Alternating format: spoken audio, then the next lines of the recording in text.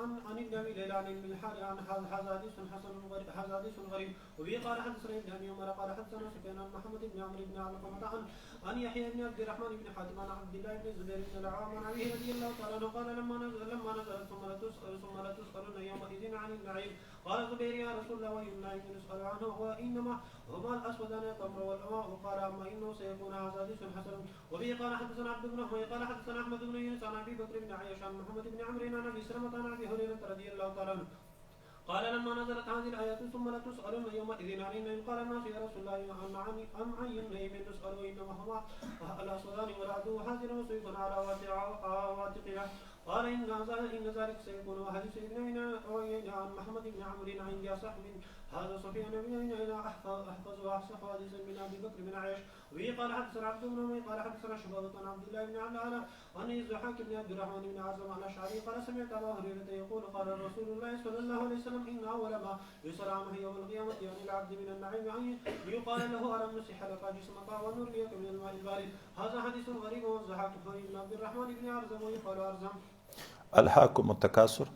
پیغمبر صلی الله علیه وسلم یو ورځ د سورت مبارکه ویلې، بیا ویلې هر سړی نارې وایي چې د ما دنیا د ما دنیا د ما دنیا. د تا دنیا هغه ده چې صدقه دې کړه آخرت ته دې ولېږله یو، او یا دې وخوړه ختمه دې کړه، یا دې واغوسته زړه دې کړه، دا د تا دنیا ده. په دغو کې هم دا دوه یو داسې وخوړی چې ختمه دې کړه زړه دې کړه، هغه صدقه د تا شوه چې سرمایه شوه. دا نور خو ټوله پردۍ دنیا ده. یو دوم، صحابي مبارک وي مخکې د عذاب قبر په باب کې یهودو خو به خبرې کړې خو موږ یقین نه و. اول روز بخاري کې هم چې تېر شو، خو چې دا صورت نازل شو موږ یقین شو چې دا رښتیا ده. ځکه چې په دغه صورت مبارکه کې کلا سوف تعلمون ثم کلا سوف تعلمون، کلا سوف تعلمون، زر د خپل خطایي چې د دنیا په ډیروالي لګیا یې آخرت مو ویر کړی ده، په خپل خطایي به پوه شئ، ثم د تراخي دپاره د بیا به بیا پوه شئ. دغه دپاره چې تاسیس تاکید اولاده که تاسیس، خو تاسیس اولاده که نه، چې دا دوم بیا ځان ته محل شي، دغه ځان ته محل شي، نو د اول سوف تعلمون محل به قبر وي، او د کلا سوف تعلمون ثم کلا سوف تعلمون محل به ورځ قیامت وي. اول چې په قبر کې سړی کېږدي د خپل غفلت نه به خبر شي چې ما څومره وخت په غفلت کې تیر کړی، په خپله خطایي به پوه شي، او دوم به بیا په قیامت کې پوه شي. دریم، ثم لتسألون یومئذ عن النعیم، د تاسې نه به د دغو نعمتو پوښتنه خامخا کېږي. حضرت زبیر رضی الله عنه پیغمبر صلی الله علیه وسلم ته وی موږ نه به د څه شي پوښتنه وشي. په یو روایت کې د مسکنت اظهار کوي چې صرف خورما او اوبو په دغو ګزاره کوو. په هغه دوم روایت کې وی چې موږ نه به د څه شي پوښتنه وشي، یو طرف ته خوراک شی نشته، خوراک هم خورما او اوبه دي، بل طرف ته ډار ده، تورم په وږو یې همیش ډارېږو چې اوس به دښمن حمله را باندې کړي، بل اوس به حمله را باندې کړي. پیغمبر صلی الله علیه وسلم ورته ویلي اما انه سیکون. د دغه اوس دوه مطلبه دي. یا وایي معنا دا ده تاسو خو دنیایي نعمتونه راحتونه بولئ، دغه خورما او اوبو نعمت نه درته لیدی کېږي، خو دا چې تاسو نعمت بولئ دا به هم سیکونه زر درته پیدا شي. فتوحات به راشي، کسرا او قیصر خزانې به د تاسو په لاس درشي، خو هلته به بیا تاسو امتحان ډېر سخت شي. نبی علیه السلام یې په فخر نه ډارېږم چې د لوږې نه به مړه شئ، په دغه ډارېږم چې دنیا محبت به مو زړه ته ولوېږي، د هغې د وجې نه به غرق شئ لکه بن اسرائیل چې د هغې وجې نه غرق شو. او دومه معنا دا ده چې نه دا خو تاسو ته نعمت نه لیدی کېږي چې خورما او اوبه دي، د دغو به هم پوښتنه درنه کېږي. لکه وایي د آخري روایت نه چې دغه ته معلومیږي چې اول پوښتنه الله تعالی د سړي نه دا کوي ولې ما تا ته صحت نه و درکړی، ما تا ته اوبه نه وې درکړې، د راحت بدن تا ته مې نه وې درکړې. اوس نو دا په هر مسلمان په هر انسان باندې دغه نعمت شته که نشته چې نور یوه روپۍ هم ونه لري، خو د هر نعمت په انداز پوښتنه ده، پوښتنه شته.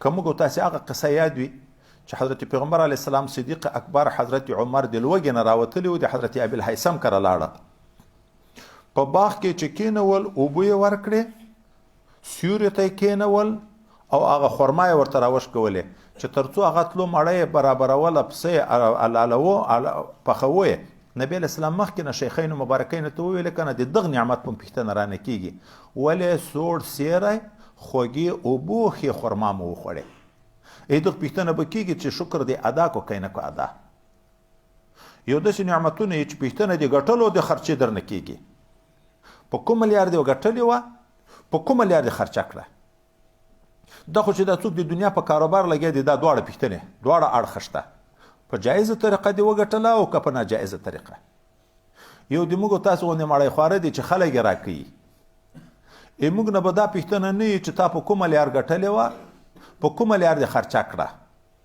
خو دا پوښتنه خو به کېږي چې په راحت وې په مدرسه کې پروت وې نه د لاس تڼاکې نه د مزدوري کړې نه د ګرمي تېره کړې نه ښه نه بد خلکو کومکونه در سره کړه تا یې شکر څومره ادا کړی د دغه لکه نبي علیه السلام ته چې وروړې خو تحفه وه اوبه وې خرما وه سیری وه د کیسه پوښتنه نه کېږي چې دا دې په کومه لار وګټل خو د نعمت د شکر پوښتنه کېږي چې دا تا ته چې تا کوم نعمت حاصل و څومره دې شکر ادا کړی دا پوښتنې په موږ سره روانې دي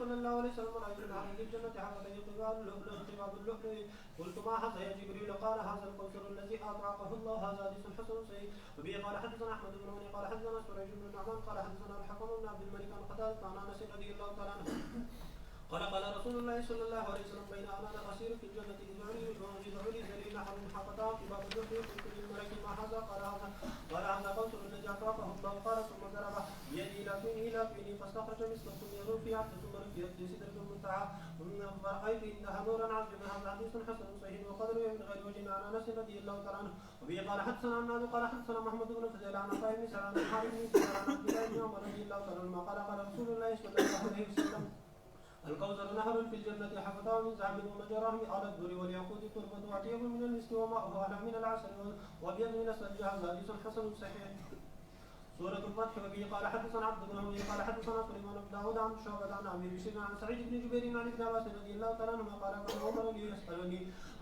مع أصحاب النبي صلى الله عليه وسلم فقال له عبد الرحمن بن عوف وتسأله ولنا بلون مثله قال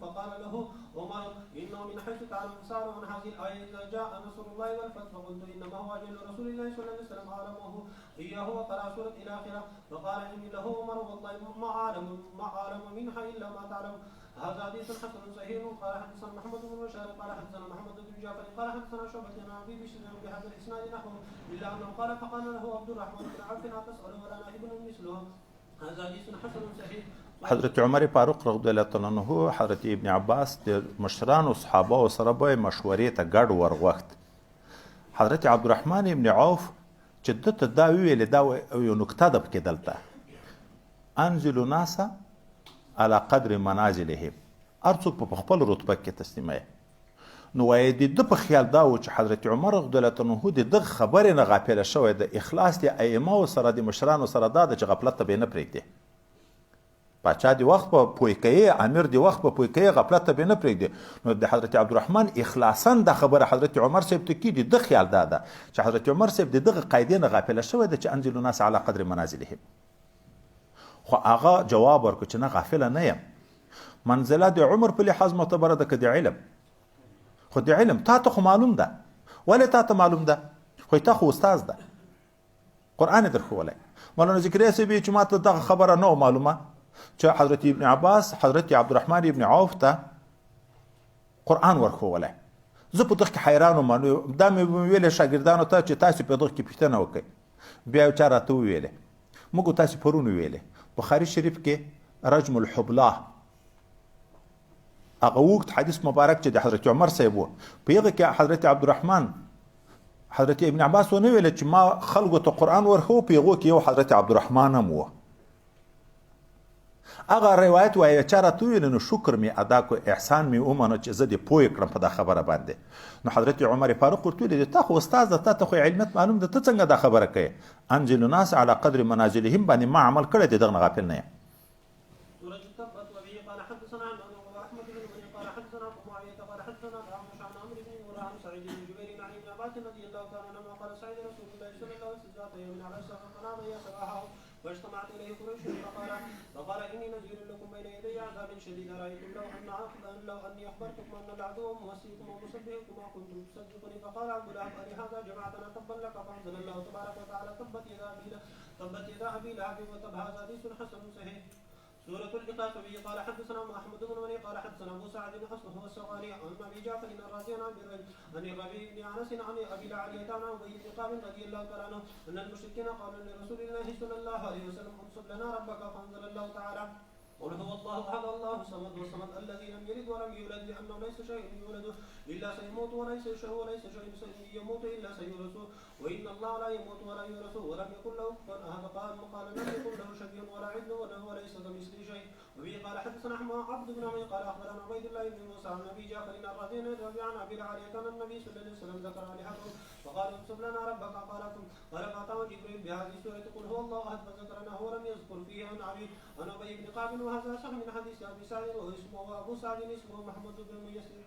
دا سورة اخلاص مبارکه چې موږ تاسو هر مازدیګر زر واري الحمدلله ویایو دغه موضوع ګوره بیان د شان دی الله ده د اشاعت بیان کی نبی علیہ السلام د مشرکینو د بوتانو قباحت ذکر کو بیا دی ورته ته د خپل خدای چې موږ وربولې دیغه حالت ویا د سرو زرو نه جوړ ده د سپینو زرو نه جوړ ده د چا زوی ده د کوم قوم ده خدای پاک د سورت مبارکه نازل کو د الله د وحدانیت خبره پکې راغله الله واحد دی بمثال ده شریک مریک نه لري نه په ذات کې نه په صفاتو کې نه د څوک زیږولی نه دی د چا نه پیدا شوی ده ولې که څوک د بل نه پیدا شي ابه بیا مریم خو حادث ده چې څوک مري هغه نه به بیا شی په میراث پاتې کېږي الله تعالی نه مري په اوله ورځ موږ ورته تاسو ویلې هو الاول والآخر نه د چا نه پیدا ده بلکې پیدا خو چې کېږي خو چې جنس ولري ولم یکن له کفوا د ده خو کف نشته نو پیدا به څنګه شي. سورة المعجزتين. وبه قال حدثنا محمد بن المثنى قال حدثنا عبد الملك بن عمرو عن ابن ابي ذئب عن الحارث بن عبد الرحمن عن ابي سلمة عن عائشة رضي الله تعالى عنها ان النبي صلى الله عليه وسلم نزل الى القبر فقال عائشة استعيذ بالله من شر هذا فإن هذا هو الغاسق إذا وقف. هذا حديث حسن صحيح. وبه قال حدثنا محمد بن بشار قال حدثنا يحيى بن سعيد عن اسماعيل بن ابي خالد قال حدثنا قيس وهو ابن ابي حازم عن عقبة بن عامر الجهني عن النبي صلى الله عليه وسلم قال قد انزل الله علي آيات لم ير مثلهن قل اعوذ برب الناس الى اخر سورته وقل اعوذ برب الفلق الى اخر سورته. هذا حديث حسن صحيح. باب وبه قال حدثنا من شر غاسق اذا وقب قل اعوذ برب الفلق کده نبی کریم صلی الله علیه وسلم سپنګمې ته وکړه حضرت عایشه ته ویل دی الله نه پناه غواړه د شر دی دغه میاشت نه دغه غاسق دی اذا وقب و چې دغه څه مطلب دغه ویا معنا ده چې د سپنګمې چې تندر وینیسي معلومیږي چې الله ناراضه ده د دغه نه پناه غواړه من شر غاسق اذا وقب ویا هغه تندر نیولو ته اشاره ده یو دوم یا دغه سپنګمې لویدلو ته اشاره ده اکثره ضررونه چې خلکو ته رسي د شپې په تیاره کې رسي چې سپنګمې هم ولویږي په داسې وخت کې رسي او یا کنایه ده د میاشتې د اخر نه چونکې دغه دوه صورتونه د ده په د جادو دپاره نازل شوي دي وایي جادوګر چې جادو وکړي د میاشتې په اخر کې د جادو اثر ډیر کوي دغه اخر ته اشاره ده د اخر د شپو میاشت چې اخر ته شي په اول شپه کې نه معلومیږي اخر ته بیا راښکاره کېږي نو چې میاشت مؤخره شوه اخر ته دلته د جادوګرو جادو ډیر اثر کوي وایي دغه ته اشاره ده. باب النبي قال حدثنا محمد بن مشان قال حدثنا صفوان بن عيسى قال حدثنا الحارث بن عبد الرحمن بن ابي زباد عن سعيد بن ابي سعيد المقبور عن ابي هريره رضي الله تعالى عنه قال رسول الله صلى الله عليه وسلم لما خلق الله ادم عليه السلام نفخ فيه روح عطسه فقال الحمد لله فحمد الله باذنه فقال له ربه يرحمك الله يا ادم اذهب الى ملائكه الى ملئ منهم جلوس فقال السلام عليكم قال وعليكم السلام ورحمه الله ثم رجع الى ربه قال ان هذه تحيه بنيك وتحيه بنيك بينهم فقال الله له يدا مقبوضتان اختر ايما شئت قال اخترت يمين ربي وقلت يدي ربي يمينا مباركه ثم بسطها فاذا فيها ادم وذريته فقال اي ربي ما هؤلاء قال هؤلاء ذريتك قل فاذا كل انسان مكتوب عمره بين عينيه فاذا فيهم رجل اسواهم وهم من اسوائهم قال يا ربي من هذا قال قال حتى ابن داود عليه السلام وقد كتبت له عمر 40 سنة قال يا ربي زده في عمري قال ذاك الذي كتب له قال يا ربي فإني قد جعلت له من عمري 60 سنة قال أنت وذاك قال ثم يسكن الجنة ما شاء الله ثم هبط منها فقال آدم عليه السلام يعود لنفسه قال فأتاه ملك الموت فقال له آدم قد عجلت قد كتب لي 1000 سنة قال بلى ولكنك جعلت لابنك داود عليه السلام 60 سنة فجعلت ذريته فنسيت ذريته قال ومن يومئذ أمر بالكتاب والشهود هذا حديث حسن غريب من هذا الوجه وقد روي من غير وجه عن أبي هريرة رضي الله تعالى عنه عن النبي صلى الله عليه وسلم. حضرت آدم علی نبینا علیه السلام چې د خټې نه جوړ و وجود مبارک کې روح نه و پکې. کله چې الله روح ورواچو نو وای دا روح چې په بدن کې روان شو د نامه غوټۍ ته چې روح رسېدو ټول بدن ته لیانه ورسېدلی دی وپرنجېدو. اول د ده په ژبه خدای پاک دا کلمه جاري کړه الحمدلله. ګورې الله الهام ده اول دا جاري کړه. جنت ته چې سړی ننوځي اول دغه وي الحمدلله الذي هدانا لهذا وما كنا لنهتدي لولا ان هدانا الله. د جنت نعمتونه چې ورته حاصل شي هلته به بیا د خدای حمد ادا کوي واخر دعوانا ان الحمدلله. موږ پیدا د الله د حمد د ثنا دپاره یو. اول تنبیه په دغه شوه چې پیدا د الله د شکر دپاره د الله د حمد د ثنا دپاره یو. او د دغه بشارت دا ده چې څوک خپل زندگی د الله په شکر کې د الله په ذکر کې د الله په حمد کې ادا کې نو معال به جنت وي. دار الحمد ورته ویل کېږي جنت ته. دنیا کې د حمد لپاره پیدا ده په آخرت کې دار الحمد ته بځي. او که چا د خپل مسیر خطا کو چې پیدا د کوم حکمت لپاره ده چې د الله شکر گزاري ده د الله عبادت او بندگی ده چې الله وایي وما خلقت الجن والانس الا ليعبدون کې ویل دي چې چا هغه د خطا کو نو هغه دار به هم خطا وي چې دار الحمد ده. نو بیا به خدای نه خواسته دار النقمت ته ځي د الله د ګرفت ځای ته د انتقام ځای ته ځي چې ځای جهنم ده.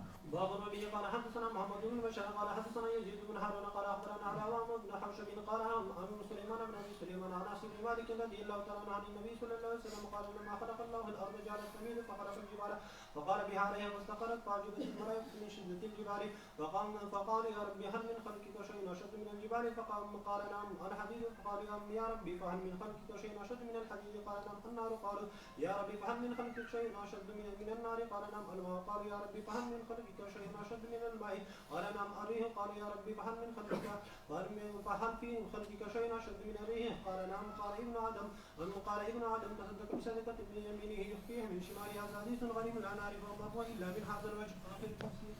حضرت پیغمبر صلی الله علیه وسلم یې چې الله تعالی چې مځکه پیدا کړه دا مځکه داسې خورېده. بیا په شپه کې الله غرونه پیدا کړه مځکه ودرېده. ملائکه چې د ورځې ولده چې مځکه پرون خورېده نن ولاړه ده. نو پوه شو چې دغه غرو دی د نه خو غرونه اوتاد خدای پاک پیدا کړي دي لکه میخونه. نو د الله نه پوښتنه وکړه دا خو دومره عظیم مخلوق ده دا غرونه چې دا لویه مځکه یې ودروله نو د تا په مخلوق کې تر غره هم مضبوط قوي مخلوق بل شته؟ الله تعالی ورته ویلي اوسپینه ده. دغه تیږې ټولې په اوسپینو ماتېږي. وایي تر اوسپینه قوي مخلوق د تا شته؟ وایي اور ده په اور بیا اوسپینې ویلې کېږي. تر اور هم قوي مخلوق د تا شته اوبه دي په اوبو باندې اور مړ کېږي. تر اوبو هم قوي مخلوق د تا شته هوا ده په هوا اوبه وچېږي.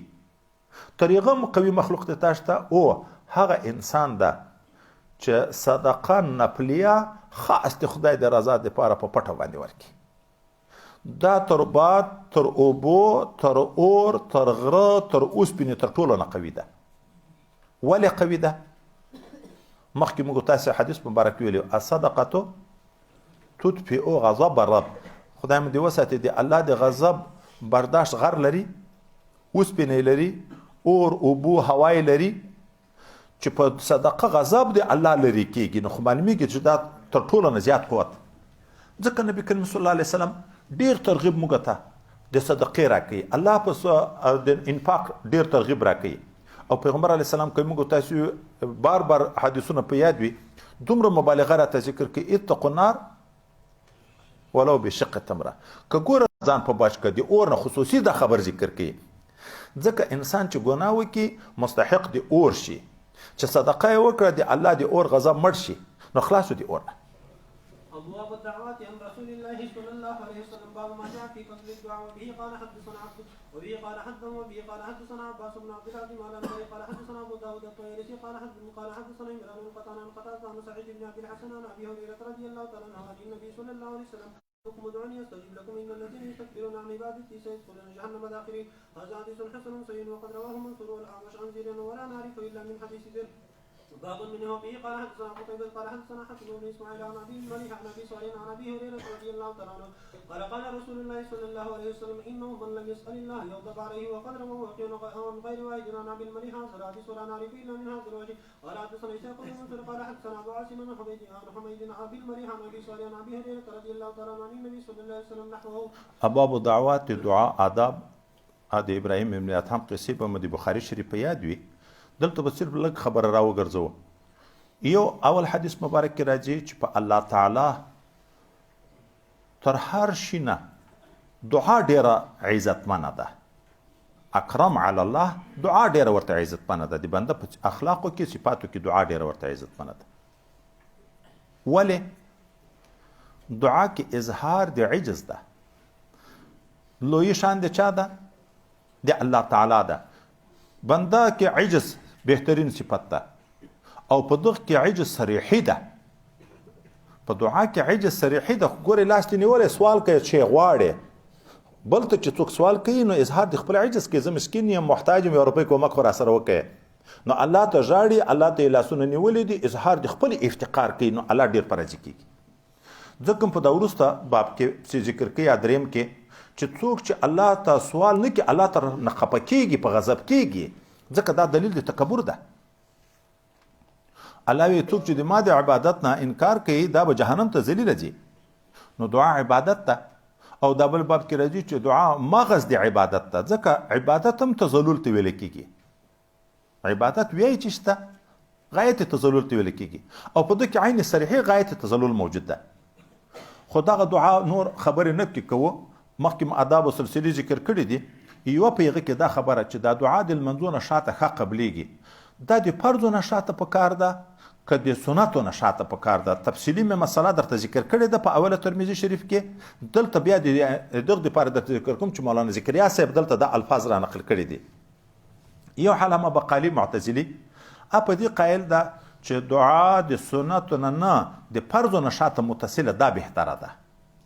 کوم منځونه چې شاته سنت لري لکه د ماسپښین لکه د ماښام لکه د ماخوستن د شاته د سنتو نه فرضو نه متصله بهتره ده. نور د موږ د احنافو اکثره کتابونه چې ما درته حوالې او صفحې ټول ذکر کړي وو هغه په دې باندې دي چې نه تر سنتو نه شاته بهتره ده. مولانا ذکریا صاحب لیکي قال البقالي الافضل ان يشتغل بدعاء ثم بالسنه وبعد السنه والاوراد على ما روي عن غيره وهو المشهور المعمول به في زماننا.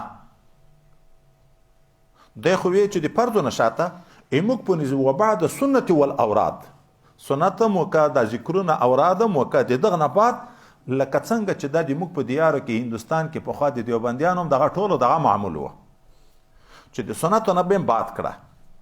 خو اوس له خیره کسی بل خاطر باب ما جاء في تنزيل الذكر وبه قال حدثنا ابو بكر قال حدثنا زيد بن حباب عن معاويه بن صالح عن عمرو بن قيس عن عبد الله بن رضي الله تعالى عنه ان رجلا قال يا رسول الله ان شرائع الاسلام قد كثرت علي فاخبرني بشيء اتشبث به قال لا يزال لسانك رطبا من ذكر الله حديث حسن غريب باب منه وبه قال حدثنا قتيبة قال حدثنا ابن الله عن ضرائب عن ابي الحسن عن ابي سعيد الخدري رضي الله تعالى عنه ان رسول الله صلى الله عليه وسلم سئل اي العباده افضل درجه عند الله يوم القيامه قال الذاكرين الله كثيرا قال قلت يا رسول الله ومن الغازي في سبيل الله قال لو ضرب بسيفه من الكفار والمشركين حتى ينكسر ويرتجف ضمن لكان الذاكرين الله كثيرا افضل منه درجه. هذا حديث غريب انما نعرف من حديث الدراج. باب منه به قال حدثنا الحسن بن حريث قال اخبرنا الفضل بن موسى عن عبد الله بن سعد وهو ابن ابي هند عن زياد مولى بن عياش عن ابي البحرية عن ابي درداء رضي الله تعالى عنه قال قال النبي صلى الله عليه وسلم الا انبئكم بخير اعمالكم واسقاهم عند مليككم وارفعها في درجاتكم وخير لكم من انفاق الذهب والورق وخير لكم من ان تلقوا عدوكم فتضرب اعناقهم ويضرب اعناقكم قالوا بلى قال ذكر الله قال معاذ بن جبل رضي الله تعالى عنه شيء انجى من عذاب الله من ذكر الله وقد روى بعضهم من حديث عن عبد الله بن سعيد مثله هذا بهذا الاسناد وروى بعضهم عنه فارسله. اوس خبره د دعاګانو د ابواب الدعوات په دا بحث کې فصلونه کې دا ټول ذکر راځي. خبره د ذکر کېږي الته عنوان ده د دعا او دلته فضایل د ذکر کوي ځکه دا ذکر خپله دعا ده. افضل الدعاء الحمدلله. په الحمدلله کې ظاهري غوښتنه شته او الته حدیث وایي چې افضل دعا ده. ولې خو آیات لئن شکرتم لازیدنکم. په ذکر کې ظاهره دعا شته نه، خو الله وی فذکرونی اذکرکم. ته ما یادوه د ما ذکر کوه زه به تا مشکلات په زه حل کوم. دعای چیش دپاره کې د مشکلاتو د حل دپاره، د علم د حاصلولو دپاره، د اولاد پیدا کېدنو، د نورو ترقي دپاره. الله وی ته ما یادوه د ما ذکر کوه مشکلات زه حل کوم. خو دعا شوه. اوس نو د ذکر فضایل ذکر کېږي. اول روایت کې صحابي مبارک وی پیغمبر صلی الله علیه وسلم ته شرایع د اسلام په ما ډیر شوه. دې دا معنا ده دا نفلي اعمال نه وي په دغه کې دومره ثواب په دغه کې دومره ثواب دا خو د ډیرو شیانو دي په ټولو زه رسېدای نشم. داسې یو عمل راوښیه چې زه په هغه پورې لاسونه کلک کم او همیش هغه کم. نبی کریم صلی الله علیه وسلم ورته ذکر کا تر مرګه پورې د ژبه باید په ذکر د خدای پاک باندې لګیایي. که صدقې نشي کړی، که عمرې نشي کړی، که نور اعمال نشي کړی، ذکر خو کړه. دا دائمي وکړه. یو دوم روایت کې د حضرت پیغمبر صلی الله علیه وسلم نه چا پوښتنه وکړه چې کوم یو د بندګانو د خدای پاک په نسبت باندې په ورځ د قیامت باندې د غټې درجې څښتن ده. حضرت پیغمبر صلی الله علیه وسلم ورته ویلې هغه خلک د خدای پاک په نسبت په قیامت کې د غټې درجې څښتنان دي چې ذکر ډیر کوي. دستي صحابي پوښتنه کوي تر مجاهد نم دغه مقام جګده؟ په جهاد کې ډیر تکلیف ده که په ذکر کې؟ په جهاد کې خو ډیر تکلیف ده. تر مجاهد نم دغه مقام جګده؟ پیغمبر صلی الله علیه وسلم ورته او که مجاهد جګ شي په خپله توره باندې کافر ووایي حتی توره په ماته کې په وینو یې ککړه کې بیا هم چې هغه څوک د الله ذکر ډیر کوي هغه تر ده نه په درجه کې په قیامت کې پورته ده. دا وروسته روایت کې حضرت پیغمبر صلی الله علیه وسلم ای صحابه و ای امتیانو د ما زه تاسو ته خیر د اعمالو د تاسو درونه ښیم هغه ډیر پاکیزه چې د خدای پاک په نسبت باندې ډیر اسکاوي درونه ښیم چې د تاسو درجې ډیرې په پورته کېږي هغه عمل درونه ښیم داسې عمل درونه ښیم چې د سرو زرو د سپینو زرو تر صدقو خیراتولو نه ډیر ثواب لري د تاسو لپاره داسې عمل درونه ښیم چې د جهاد نه د کافرو سره په جنګ کې لګیا یې ته د دغه غړی پرې کوې دی د تا پرې کوي تر دغه نه بهتر وي داسې عمل درونه ښیم. صحابه کرام ورته ویل راوایښه چې دومره بهترین عمل ده چې تر صدقو بهتر ده تر جهادو بهتر ده د خدای پاک په نسبت باندې ډیر معتبر ده درجې ډیرې په پورته کېږي خیر د ټولو اعمالو ده. پیغمبر صلی الله علیه وسلم ورته ویل ذکر دی الله تعالی.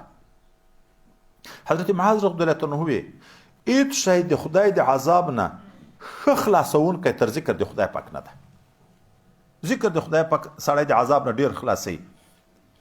ما درته مخکې په فضایلو کې خبرې کړې دي هر مجلس د ذکر په اخر کې د الله د طرف نه اعلان مغفرت کیږي که نه کیږي؟ هر مجلس د ذکر په اخر کې د الله تعالی د طرف نه چې په دنیا کې اعلان مغفرت وشو قیامت چې سړی ځي د ګناهو نه بغیر لاړ نو نجات نشو پیدا. اوس په درته بیرته یوه خبره وکړو. جهاد فرض ده یا فرض کفایي یا فرض عین او ذکر مستحب ده. دلته ذکر ته بهتر طریقه وویلی شوه. دلته اوس یو نکتې ته پام کول پکار دی. دا ذکر ولې طریق نه بهتر ده؟ وایي ځکه د ذکر حسن لذاته ده او د جهاد حسن لغیره ده. جهاد خو ظاهره د انسان وژل، د انسان د کور ړنګول، د انسان اوس بل طرف کتاب الجهاد کې لګیا وي باغونه ړنګول، تخریب د بلادو ده، تعذیب د عبادو ده. هغه مقصود به ذات نه ده، خو توطیه مقصود ته ده. موږ او تاسې الله پیدا کړي د څه شي دپاره یو؟ د الله د عبادت و معرفت دپاره پیدا کړي یو. اوس نو کوم انسان چې خپل مقصد تر ویر شو، د خدای عبادت د الله معرفت نه کوي، باغي شو، اوس الله موږ ته د نور مسلمانانو ته حکم کوي چې دا باغي اوس بیرته تابع کوي. اوس به سره جنګیږي اوس مو وویلې بندي شي، بیا وروسته اسلام راوړي، بیا خدای جنت ته بیایي. بیرته چې راغی د جهاد په ثمره کې هغه منطقي ونیول شو، مسلمانان غالب شو، هغه خلکو اسلام راوړ. په اسلام چې راوړ وروسته به بیرته په اصلي مقصد ذاتي پوه کوي. لمونځ به ورښیې، روژه به ورښیې، زکات به ورښیې، حج به ورښیې، قرآن به ورښیې، چې کوم مقصد اصلي ده. د ده وژل خو مقصد اصلي نه و. کنی چې اوله نه ته دعوت ورکړې د اسلام قبول کې، مرګ روا ده، کور ړنګول روا دي، مال غنیمت کول روا دي. نو هغه حسن لغیره ده، دغه ذکر حسن لذاته ده، چې کوم مقصد لپاره پیدا یې ټول وخت په هغه باندې لګیایې. او کله بیا داسې هم پېښه وي، یو شی مقصد لذاته حسن لذاته وي، یو بل حسن لغیره وي، خو د یو ضرورت په بنیاد باندې کله حسن لغیره ته فضیلت جزئی پیدا شي، په هغه حسن لعینه باندې فضیلت کلی و جزئی کې مو مخکې خبره کړې وه. ذکر ته فضیلت کلی ده، دا تر ټولو اعمالو بهتر ده. خو کله کله جهاد ته فضیلت جزئی تر ذکر پیدا شي، چې د کفارو غلبه راشي، بیا د وظیفو ته پرېږدي، لمنځو ته دې پرېږدي، روژو او عباداتو ته دې پرېږدي. اوس نو په دغه حیثیت باندې بیا جهاد فضیلت لري، چې دغه اصلي مقصد ته بغیر د هغه نه مخکې موږ تاسو ویلي وو چې جهاد د قوي مثال لري، د اوښ د قوي مثال لري. د اسلام شعب ټول لاندې تر حمایې د جهاد دي، چې په کوم ملک کې جهاد ژوندی وي، مدرسه به پکې آباد وي، خانقاه به پکې آباد وي، مرکز د تبلیغ به پکې آباد وي، بل به پکې آباد وي، بل به پکې آباد وي، چې څومره دیني شعبې دي چې جهاد خدای دې نه ختم شي او کفار غالب شي. په دغه موږ پرېږدي چې دوی ته په دې کار نه لرو. لن ترضا غایه چې خدای پاک ذکر کړي، حتی تتبع ملتهم، چې ور کافر شوی نه دغسې دې نه پرېږدي. اوس خو پښې درته دربوي چې دا وکړه ذات اخلاص یې، خو چې تر څو العیاذ بالله چې کفر ورسره تسلیم نه کړي تر هغه وخته پورې دې نه پرېږدي. دا د دغه جهاد ثمره. بیا په دغه حیثیت باندې جهاد یو فضیلت جزئی ده، خو فضیلت کلی کې دلته خبره کوي. دا ذکر فضیلت چې نبی علیه الصلاة والسلام ذکر کو، دا فضیلت کلی ده. باب ما جاء في القوم يجلسون فيذكرون الله ما لهم من الفضل. وبه قال حدثنا محمد بن بشار قال حدثنا عبد الرحمن بن مهدي قال حدثنا سفيان عن ابي اسحاق عن الاغر ابي مسلم انه شهد على ابي هريره وابي سعيد الخدري رضي الله تعالى عنهما انه ما شهد على رسول الله صلى الله عليه وسلم انه قال ما من قوم يذكرون الله الا حفت بهم الملائكه وغشيتهم الرحمه ونزلت عليهم السكينه وذكرهم الله في من عنده. وهذا حديث حسن صحيح. وبه قال حدثنا محمد بن بشار قال حدثنا مرحوم بن عبد العزيز العطار قال حدثنا ابو نعمة عن ابي عثمان عن ابي سعيد الخدري رضي الله تعالى عنه قال خرج معي الى المسجد فقال ما يجلسكم؟ قالوا جلسنا نذكر الله. قال الله ما اجلسكم؟ قالوا الا ذاك. قالوا والله ما اجلسنا الا ذاك. قال اما اني لم استحلفكم لكم تحمة لكم وما كان احد بمنزلة من رسول الله صلى الله عليه وسلم. قال حديثا عنه ان رسول الله صلى الله عليه وسلم خرج على حلقة من اصحابه فقال ما يجلسكم؟ قالوا جلسنا نذكر الله ونحمده لما هدانا للاسلام ومن علينا به. فقال الله ما اجلسكم الا ذاك. قالوا الله ما اجلسنا إلا ذاك. قال أما إني لم أستحلفكم لتحمة لكم وإنه أتاني جبريل وأخبرني إن الله يباهي بكم الملائكة. حديث حسن غريب لا نعرف إلا من هذا الوجه. أبو نعمة السعدي اسمه عمرو بن عيسى وأبو عثمان النحوي اسمه عبد الرحمن بن ملا. کوم قوم چې په یو ځای کې ناست وي ذکر د خدای پاک کوي، الله تعالی څه ورسره کوي. د اول روایت کې په کوم ځای کې چې خلک په ذکر لګیایي، په دغه مجلس باندې د ذکر ملائکه راټول شي، دومره چې دا مجلس ټول کې پټ شي. د الله رحمت په دغه مجلس وي چې دا ټول خلک په رحمت د خدای کې پټ شي. په دغه خلکو باندې د الله د طرف نه سکینه او اطمینان نازل شي، او الله تعالی په دغه ټولي باندې د عرش عظیم د ملائکو په حضور کې فخر وکړي. دا بل روایت کې حضرت معاویه رضی الله عنه په خپل دور کې راووت، جمعات کې خلک ناست دي. نو پیټنه تر وکړه تاسې دلته څه شي دپاره ناست دي؟ یغه ورته ویل ذکر مه کوه د الله. دی ورته تاسو د په خدای قسم چې د بل غرض دپاره نه وئ ناست. هغه ورته قسم کوي چې موږ د په خدای قسم چې د بل غرض دپاره نه وو ناست. حضرت معاویه رضی الله عنه ورته ما قسم تاسو ته د دغه وجې نه نه کړ چې په تاسو بدګمانه یم. خو ګورئ د نبی علیه الصلاة والسلام احادیث زه ډېر کم ذکر کوم، سره له دې نه چې د ما منزله نبی علیه السلام ته تاسو ته معلومه ده، خو اوښی و د پیغمبر علیه السلام د ام حبیبې ورور و که نه. خو زه ډېر نه ذکر کوم، هغه حدیث ذکر کوم چې ښه یقیني راته معلوم وي. نو یو په هغو حدیثو کې دا ده چې پیغمبر علیه السلام یو ورځ داسې وکړه چې د کور نه راووت، په جومات مبارک کې خلک ناست دي. پیغمبر علیه السلام ورته ویل دلته څنګه ناست دی؟ دوی ورته ویل ذکر کوو. پیغمبر علیه السلام په قسم پوښتنه ترې وکړه تاسو د بل غرض دپاره نه یې ناست؟ هغه ورته ویل نه، صرف د ذکر دپاره ناست یو. پیغمبر علیه السلام ورته ویلې زه په دغه وجه مې تاسو ته قسم نه کړو چې تاسو باندې بدګمانه یم، چې تاسو به دروغ ویلې. دغه دپاره چې د تاسو عمل ځان ته معلوم کوم. اوس زه په کور کې وم، خو صحابه په جومات کې ناست دي. جبرائیل علیه السلام راغی، ما ته دا وویلې چې الله تعالی په هغه ټولي باندې چې په دا جومات کې ناست دي فخر کوي، د ملایکو په حضور کې فخر کوي. نو ما ویل چې تاسو په کوم عمل لګیئ چې الله تعالی په تاسو فخر کوي؟ دی ورته ویل موږ په ذکر د الله تعالی باندې لګیئ. باب ما جاء في القوم يجلسون ولا يذكرون الله به. قال حدثنا محمد بن بشار قال حدثنا عبد الرحمن بن هدي قال حدثنا سفيان عن ابي سعد صالح مولى طعامته عن ابي هريره رضي الله تعالى عنه عن النبي صلى الله عليه وسلم قال ما جلس قوم مجلسا لم يذكروا الله فيه ولم يصلوا على نبيهم الا كان عليه كيرة فان شاء عذبهم وان شاء غفر لهم. هذا حديث حسن وقد روي عن ابي هريره رضي الله تعالى عنه عن النبي صلى الله عليه وسلم من غير وجه. د ذکر خو هغه فضایل شو چې دا اوس مو واورېده، خو چې څوک بې ذکره وخت تېرېږي دغه انجام به څه وي؟ حضرت پیغمبر صلی الله علیه وسلم فرمایي کوم خلق چې په داسې مجلس کې ناست وي چې په مجلس کې نه د الله تعالی ذکر وکړي نه په حضور پاک صلی الله علیه وسلم باندې درود ووایي، دغه مجلس په د دوی دپاره یو عظیم نقصان وي په قیامت کې. یعنی ګناه ده، نور لاندې تر مشیت الهي ده چې خدای عذاب به ورکړي او که معاف به کړي.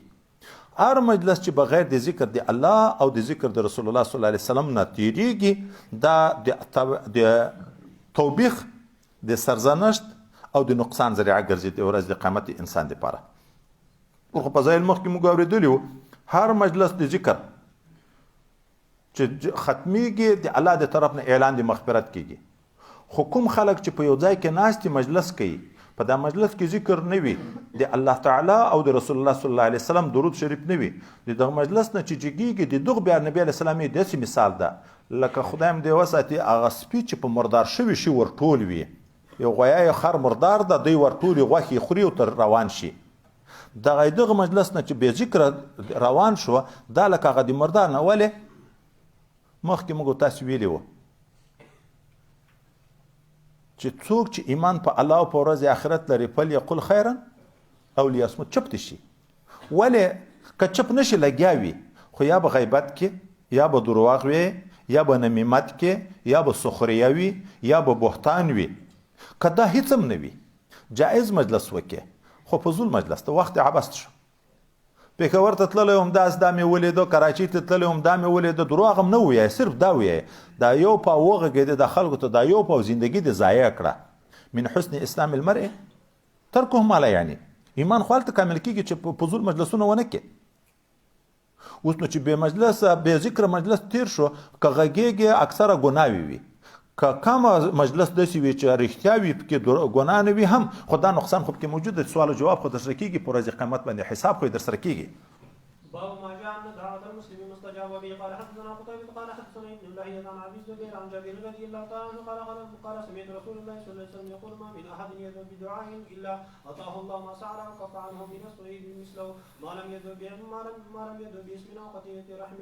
وفي الباب عن ابي سعيد بن عبادة بن ثابت رضي الله تعالى عنه وابي قال حدثنا محمد بن مرزق قال حدثنا عبيد بن واقد قال حدثنا سعيد بن عتية عن ليس عن شعر بن هشام عن ابي هريرة رضي الله تعالى عنه قال قال رسول الله صلى الله عليه وسلم من سر ان يستجيب الله له عند الشدائد والكرم فليكثر الدعاء في الرخاء. هذا حديث غريب. النبي قال حدثني يحيى بن حبيب بن عربي قال حدثنا موسى بن ابراهيم بن كثير عن الانصاري قال سمعت طلحة بن فراش قال سمعت جابر بن عبد الله رضي الله تعالى عنهما يقول سمعت رسول الله صلى الله عليه وسلم يقول افضل الذكر لا اله الا الله وافضل الدعاء الحمد لله. هذا حديث حسن غريب لا نعرف الا من حديث موسى بن ابراهيم وقد روى علي بن المديني وغير واحد عن موسى بن ابراهيم هذا الحديث. وبه قال حدثنا ابو قريب قال محمد بن عبد عبيد المحاربي قال حدثنا يحيى بن زكريا بن ابي زائد عن ابي عن خالد بن سلمة عن النبي عن عروة عن عائشة رضي الله تعالى عنها قالت كان رسول الله صلى الله عليه وسلم يذكر الله على كل احيانه حديث حسن غريب لا نعرف الا من حديث يحيى بن زكريا بن ابي زائد والبهي اسمه عبد الله. دعا خدای په قبلې مخکې مو ویلي و شرایط لري د شرایطو لحاظ چې پکې بیا قبولي درې صورته یا چې ته څه غواړې هغه درکوي یا یو بل مصیبت در باندې را رواني هغه در نه دفع کوي یا د آخرت سرمایه ګرځي. خو یو ادب دلته دا ذکر شو نه وای چې موږ تاسو بخاري شریف کې نو ویلی نبی علیه السلام څوک چې په ده خوشحاله کېږي چې د مشکل په وخت کې دعا قبوله شي نو د راحت په وخت کې د دعاوې ډېرې کوي. موږ عام انسانان خو چې کله تر غاړې وینې بیا دعا شروع کړي چې مرض پر راغی مسکنت پر راغی مشکل کې هلته بیا دعا کوي. نه لیار خلاصه ساته. ګوره دا یو عجب قانون ده لیار خلاصه ساته. د چې د الله سره همیش سړی حاضري کوي مخکې موږ تاسو ویلي و یو په ګنټه کې په ورځ کې نیمه ګنټه حاضري کوي یو ورځ یا دوه ورځې ټوله ورځ خدمت وکړي خو بیا وروسته پټ شي مولا د کوم غلام نه خوشحاله کېږي خو چې هغه همیش حاضري کوي. د لیار تعارف مه پرېږده د الله تعالی سره سوال و زارۍ ته همیش ورته کوې دا یې قبلوي ته یې همیش کوې قبلوي نو د راحت په وخت کې چې شناخت وي د زحمت په وخت کې هم ځای ته شناخت شته هغه نه ختمېږي. او دا چې مخکې د خدای نه خسته الله ویر ده چې موړ وي ویر دی دا چې جوړ وي ویر دی دا چې سړی دې درلود ویر دی دا چې کله تکلیف در باندې راغی اوس دعا کوې اوس خو نوی شناخت پیدا کېږي دا د شناخته او د نه شناخته بیا ډېر فرق وي دغه دعاوې بیا نه قبلېږي ډېرې.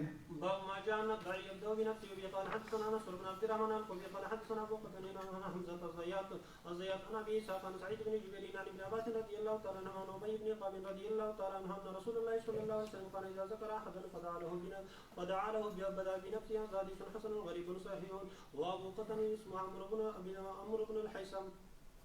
باب ما جاء في رفع الايدي عند دعاء قال حدثنا ابو موسى محمد بن المثنى وابراهيم بن يعقوب غير واحد قال حدثنا احمد بن عيسى الجهني عن حضرة ابن ابي سفيان الجمهي عن سالم بن عبد الله عن ابي عن عمر بن الخطاب رضي الله تعالى عنه قال كان رسول الله صلى الله عليه وسلم رفع يديه في الدعاء لم يحطهما حتى يمسح بهما وجهه. قال محمد بن المثنى في حديث لم يردهما حتى يمسح بهما وجهه هذا حديث غريب لا نعرفه الا من حديث حماد بن عيسى تفرد به وهو قليل الحديث وقد حدث عنه الناس وحمزة بن ابي سفيان الجمهي ثقة وثقه يحيى بن سعيد القطان. باب في من يستعجل بالدعاء وبه قال حدثنا الانصاري قال حدثنا مانو قال حدثنا مالك عن ابن شهاب عن ابي عبيد المولى ابن ازهر عن ابي هريره رضي الله تعالى عنه عن النبي صلى الله عليه وسلم يستجاب لاحدكم ما لم يعجل يقول دعوت فلم يستجب لي. هذا حديث حسن صحيح. وابو عبيد اسمه سعد وهو مولى عبد الرحمن بن ازهر ويقال مولى عبد الرحمن بن عوف. وفي الباب عن انس رضي الله تعالى عنه. مناسب دا د چې بل ته چې دعا کوي اول ځان ته وکړي خبر مو مخکې بخاري شریف کې کړی و ولې وای چې همیش بل ته دعا کې ځان ته نه کې دا لکه یو نوع استغنا چې زه خو نه یم محتاج خو د بل دپاره سوال کوم. دوم دا ده چې دعا خو د بل په باب کې خدای په قبلوي نو اول ځان ته څه وغواړه چې وروسته بل ته کې هغه الله تعالی تقسیم نه کوي چې نیمه قبلوي نیمه نه قبلوي چې ته خپل هم ځان ته خو پوره برخه کړې وي او تلوار به په دعا کې نه کوي.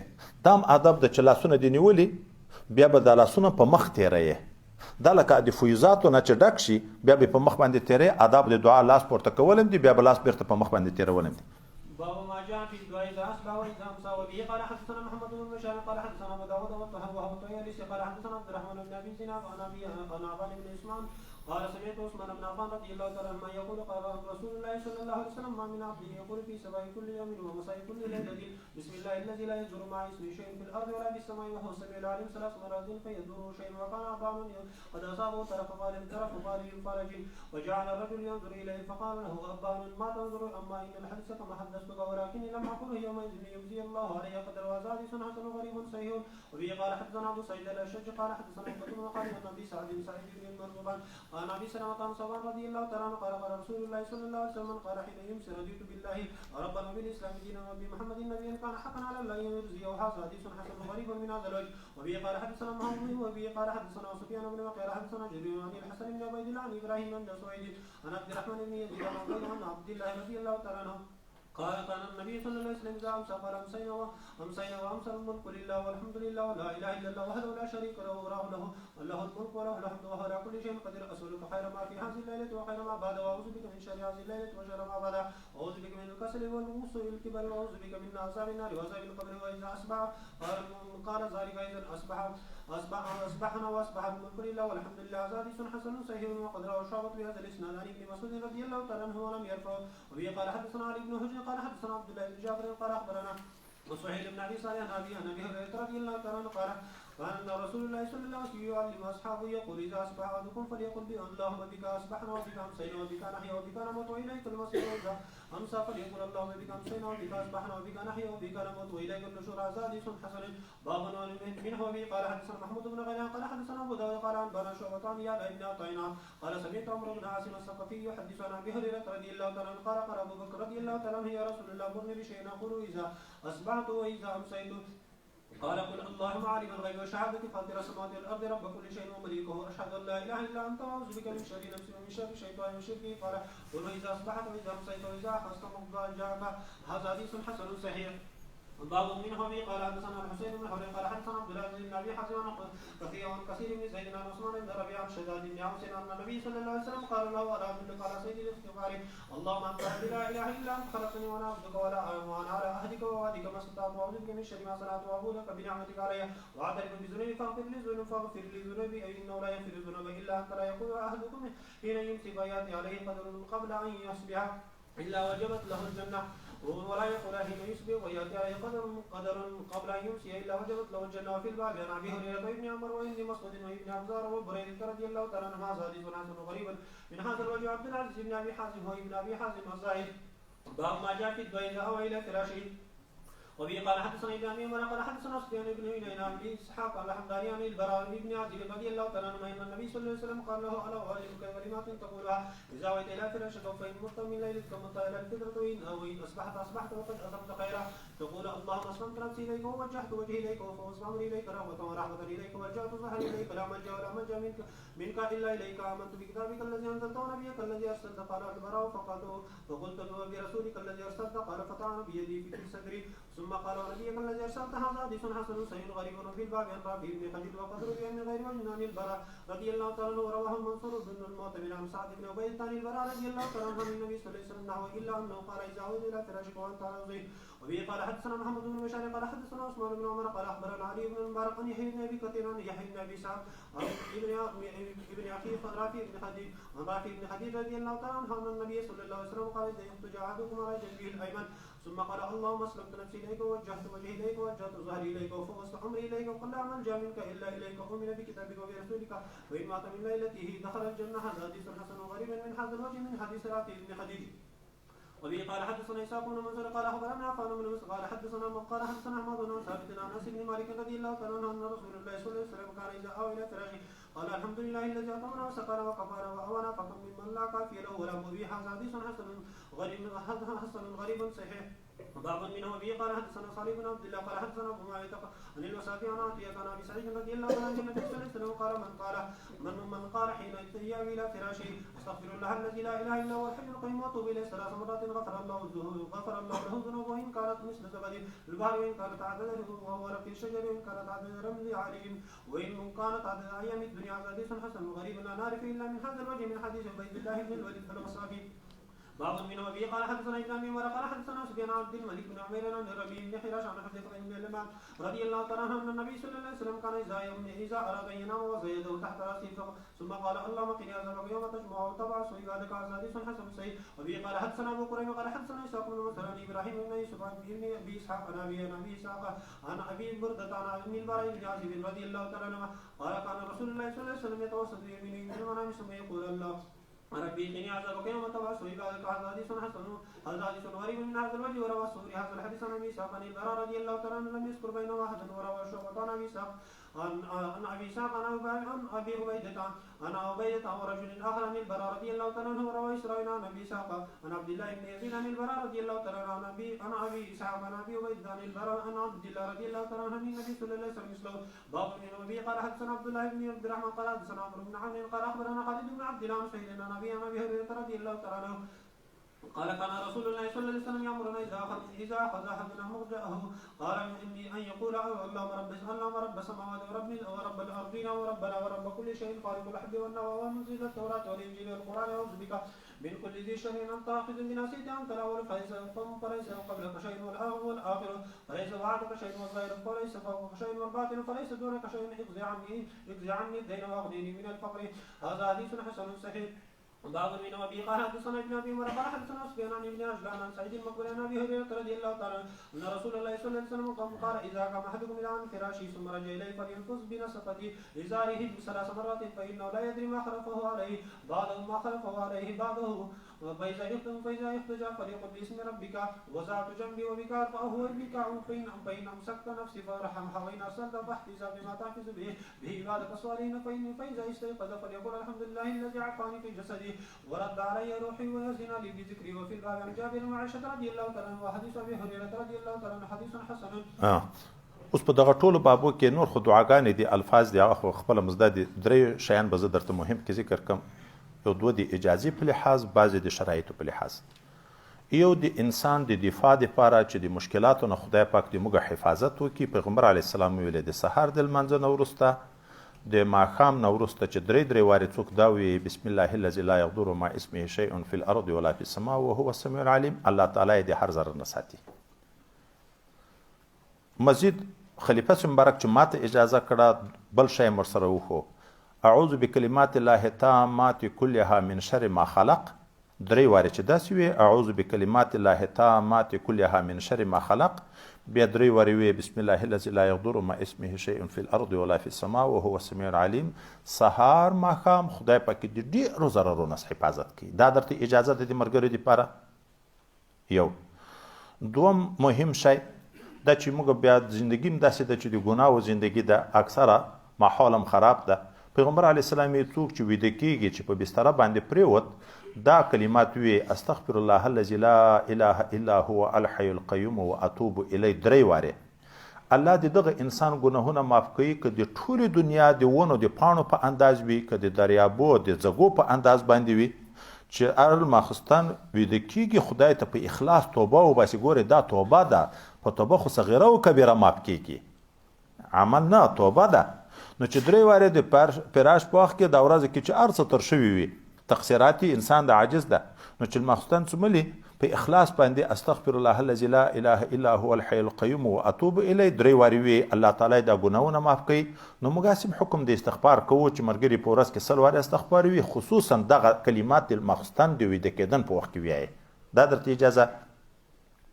3مه خبر دا ده چې دا اجازو کې اثر وي، خو چې په شرایطو سره عمل وکړي.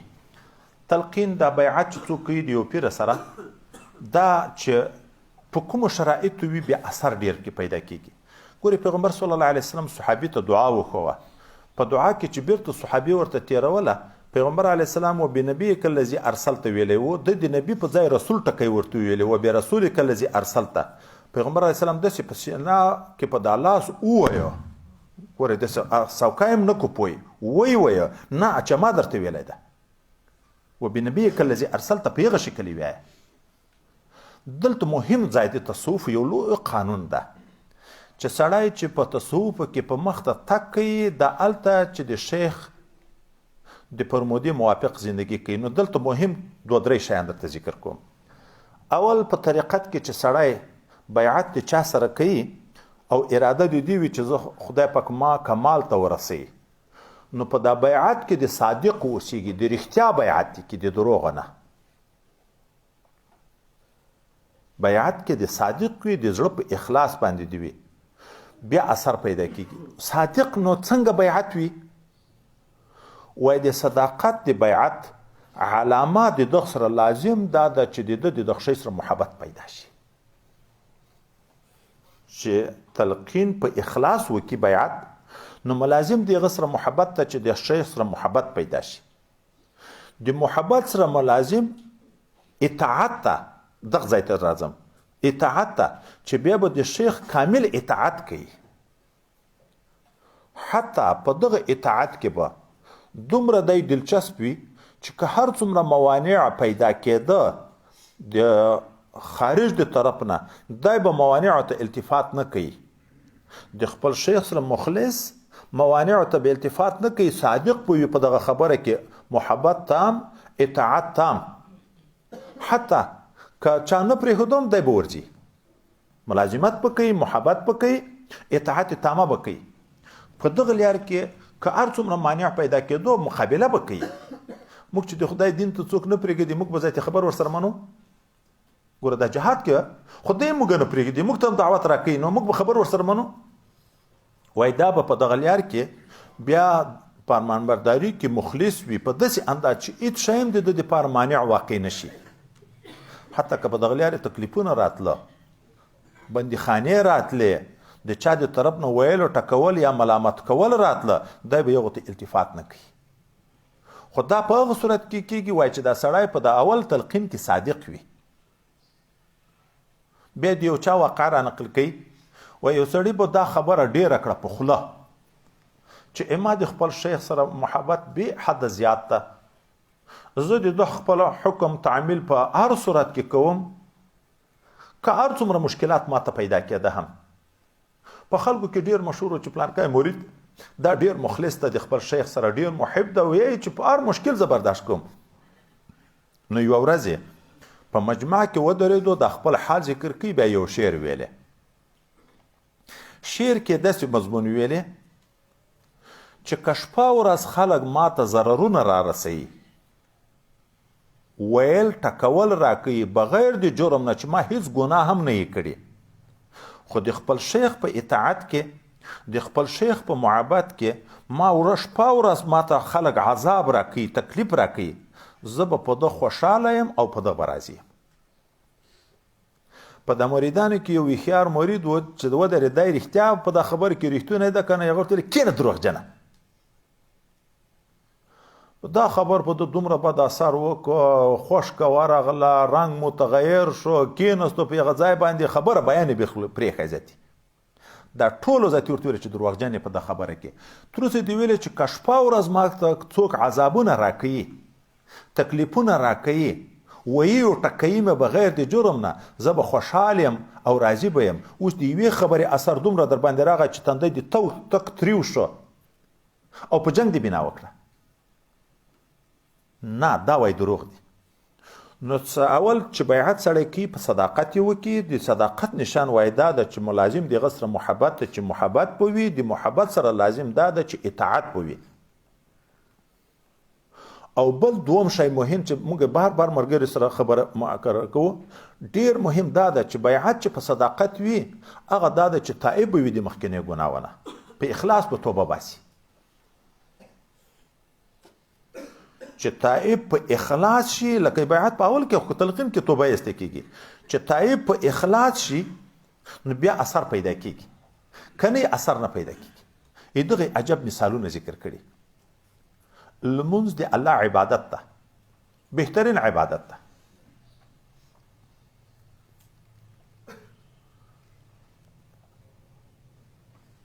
ده و بیا راځي خو یو مجلس کې ناست دغه یوه خبر د موبایل در چې راغی دستي دې پرېښی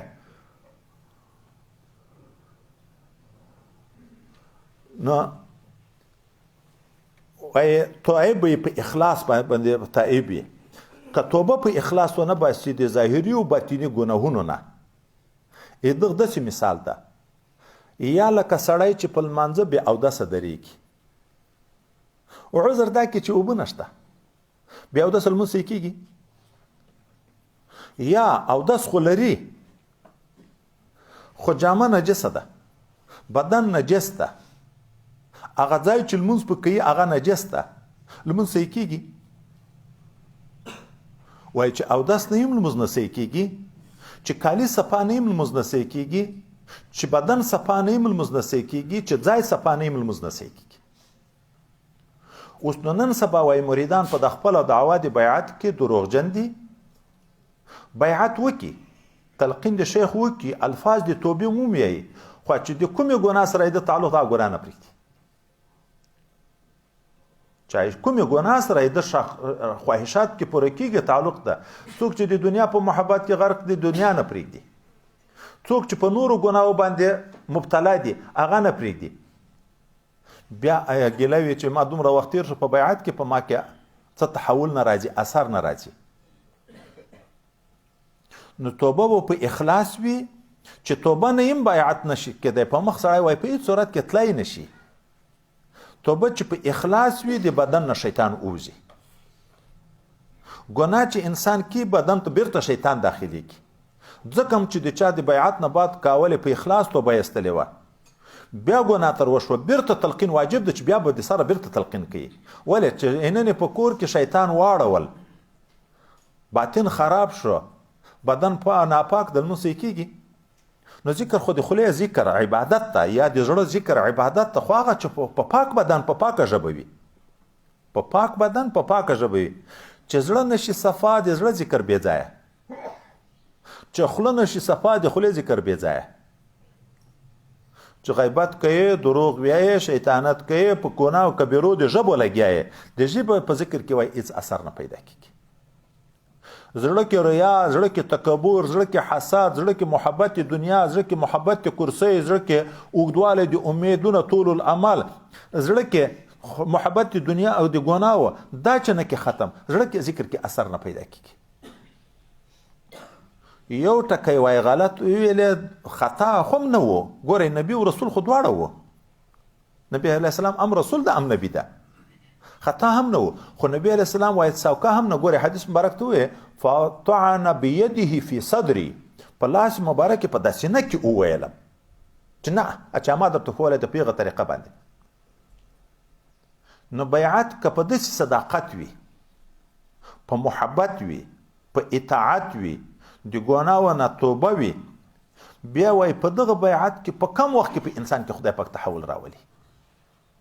ځکه زړه صفا شو، د رحمت دروازه لیار ور خلاصه شوه. چې لیار خلاصه شو، زړه کې نورانیت پیدا کېږي. زړه چې نور شو، نورانیت کې غالب شو، دغه نور تیږي، سترګو غلطي بیا نه استعمالیږي، غوږ غلط بیا نه استعمالیږي، لاس غلط بیا نه استعمالیږي، پښې غلطي بیا نه استعمالیږي، ژبه غلطه بیا نه استعمالیږي، غاښونه بیا غلط نه استعمالیږي. ولې قدرت ویني په سترګو کې د ګناه اثر د سترګو معلومیږي. والله یعلم خائنة الأعین ولقد علمنا المستقدمین منکم ولقد علمنا المستاخرین. مخکې موږ نه ویلې چې په مجلس کې جمع ته راتله یوه ښځه ښایسته وه، څوک په دغه نیت مخته کېده چې ایما نظر نه په ولګېږي، څوک په دغه نیت شاته کېده چې خیر د په لمانځه کې خو به یې ووینم. الله دې ستي د زړه حال راښکاره کړو که نه، چې په کوم نیت مخته کېږم زه علم در باندې لرم، چې په کوم یو نیت شاته کېږم زه علم در باندې لرم. سترګې د غلطې واړولې، الله دې په دا نفس اړولو دې ستي عالم ده. والله یعلم خائنة الأعین. سترګې چې خیانت کوي الله علم په لري، غوږ چې خیانت کوي الله علم په لري، لاس چې خیانت کوي الله علم په لري. د او اندام هم پټوالی نشي کېدی د الله تعالی نه. اوس نو چې توبه په اخلاص شي، بیا به اندامونه ټول توبهګار کېږي. چې هغه به په کومه ګناه ولګیا نور به کنټرول یې ساتي، چې توبه دې وایسته غیبت باندې لګیا وي، مخکې په نورو شیانو لګیا وي. حتی وایي شرابي شراب چې کی او بیا بیعت وکړي خو شراب نه پرېږدي. شرابي شراب سره عادت وي، بیعت وکړي شراب نه پرېږدي، په ذکر کې اثر پیدا کېږي. یو غړپ شراب چې څوک وچکي څو شپې عبادت نه قبلېږي؟ 40 شپې. 40 شپې یې ګناه اثر خو زیات ده. اوس نو چې 40 شپې ذکر کې، خو هلته د تلقین هم کړی، بیعت هم کړی، دا د شیخ سره د وعده هم وکړه چې دغه نه بعد به زه ځان په شریعت برابروم، خو خپل شراب نه پرېږدي. یو غړپ شراب دی وچکل، هغه د شیخ د فرمودې موافق ذکرونه د 40 شپې کول اثر نشته پکې. چې اثر نشي پیدا، زړه کې نورانیت نه پیدا کېږي. نو دعا کې هم هغه اثر ده چې زړه کې به د الله باندې یقین وي، اعتماد جازم، عقد جازم به دې په الله تعالی باندې موجود وي، حسن ظن به دې په موجود وي. خو چې په الله حسن ظن نشي موجود، الله د دې ظن موافق معامله ورسره کوي چې الله ما توبه نه قبلوي، نو بیا توبه باسي ما نه قبلوي. نو دا ذکر ګډ وډ ګوري بابونه چې ذکر کیږي، کله دعا ذکر کیږي، کله بیرته بیا ذکر کیږي، کله دعا ذکر کیږي، کله ذکر کیږي. ځکه خو الته ویل افضل دعا الحمدلله. الحمدلله خو ظاهر ذکر ده، خو بهترین دعا ورته ویلې. یو سړی الته لګیا د سوال کوي، خدای پاک ته زاری کوي، نیمه غنټه دعا وکړي. یو سړی دلته لګیا د تلاوت قرآن عظیم شان کوي، موږ تاسو بخاري شریف کې نه ویلې چې الله تعالی وی دا ګوره په قرآن مشغول ده هغه ته چې زه څومره شی ورکوم د خپل وخت خپل ځان یې پرېښی ما یادوي هغه ځان غواړي ځان ته سوالونه کوي دا بل د ما د کلام ذکر کوي ما غواړي نو زه به تر هغه نه بهترین شی ورکوم چې هغه یې په خوله غواړي دا یې نه غواړي نو دا بیعت کې کوشش لکه پر ملګري دا کله کله بعضې خبره زه یې دغه دپاره کوم چې ملګري تعصب کړی چې کال په آخر شو موږ تر اوسه پورې په اثر باندې بعضې ملګري نه پوهېږو نو ځان سره باید دغه وګورو کتابونه د تصوف کتل مطالعه ډېر ضرور دي په آدابو ځان خبرول ډېر ضرور ده په شرایطو ځان خبرول ډېر ضرور ده دا چې ذکر وشي یوه بله خبره مهمه دا ده چې موږ دغه غټ نقصان ده مازدیګر په ختم کې ښه جوش وي ښه په شوق باندې ذکرونه وي ښې ژړاګانې وي خو چې څنګه د باندې وځو دستي په مجلسو لګیا شو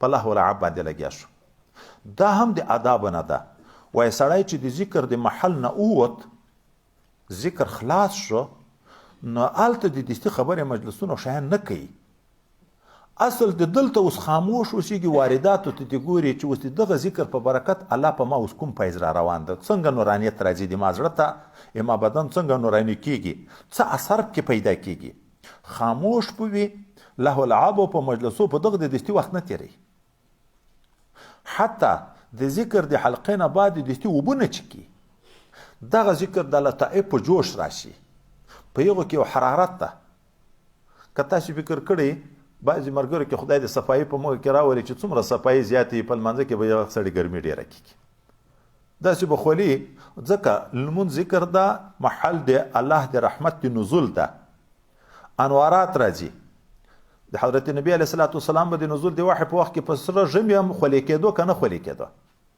ولې باطن نوراني و ظاهره نور ورته راتلو انوار چې سره جمع شي د دوه بلپان چې سره نږدې شم حرارت پیدا کوي که نه پیدا کوي